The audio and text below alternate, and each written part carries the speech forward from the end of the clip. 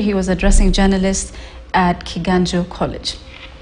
Moving on now, an innovative study known as Gender Inclusive Vaccine Ecosystem has been implemented in Makueni County to enhance the delivery and distribution systems for Newcastle disease and contagious caprine pneumonia vaccines.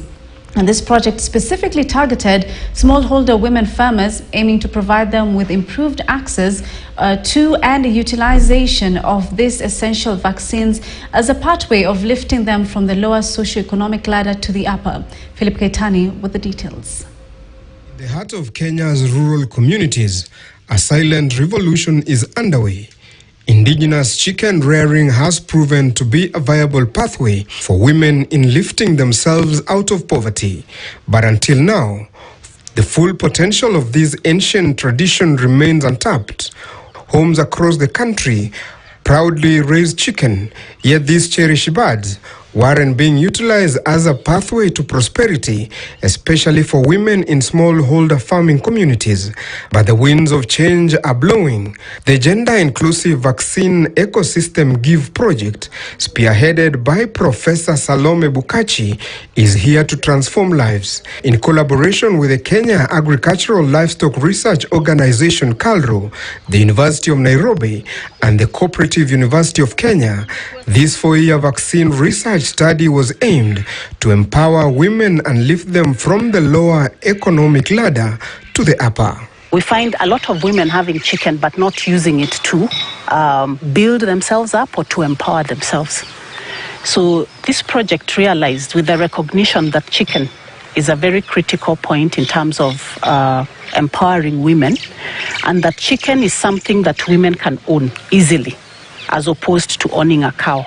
They have more decision making, they have more control on the chicken. Makueni County, one of the leading counties in indigenous chicken production, became the focal point for the GIVE project. Here, over 1.2 million chickens are kept, and 94% of them are indigenous, a statement to the significance of these birds in local livelihoods. But prosperity was hindered by a dark cloud, Newcastle disease, with frequent outbreaks throughout the year. This formidable threat wiped out chickens, leaving farmers to start from scratch. One of the ways of increasing productivity of chicken is by improving the health of chicken.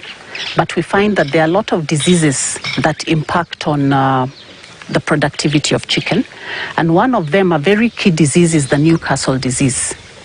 And when Newcastle disease comes, you find that a lot of the chicken are wiped out and farmers have to start again from scratch. Yet this is something that can be prevented if the uptake of vaccination is really improved. Dr. Judith Chemuliti, a veterinarian by profession and a research at KALRO, revealed the harsh reality. Most farmers did not vaccinate their chickens due to the inadequate knowledge and limited access to vaccines. The vaccine supply chain further suffered from gender inequalities, with women often left behind in the lower nodes. So farmers know the Newcastle disease. In the local dialect in Kikamba, they call it Wenzi or Mabui.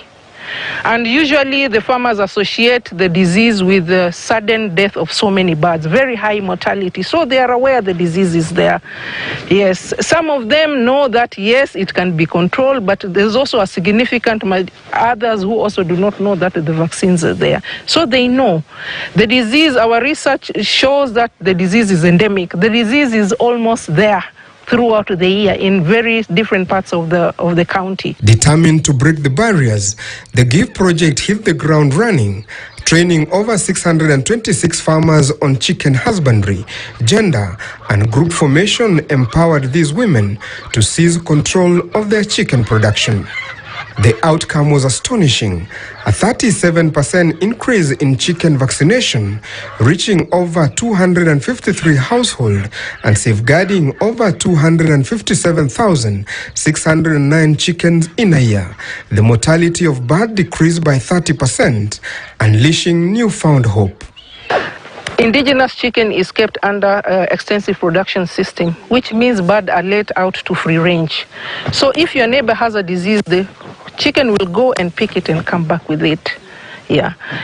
or anywhere else, even including the wild birds, that if you have that, because it is an avian infection, that even droppings from wild birds can also cause the disease. So one of the things we did was also just to hold engagements with the farmers in terms of have discussions around gender.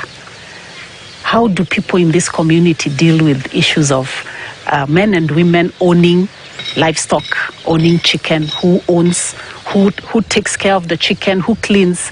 So we had a whole aspect of that gender aspects that we were investigating, but also just trying to see how we can work with them to change some of the perceptions that exist as a result of the cultural norms that come in. Makueni County Executive Committee member Joyce Mutua expressed her excitement for the project findings.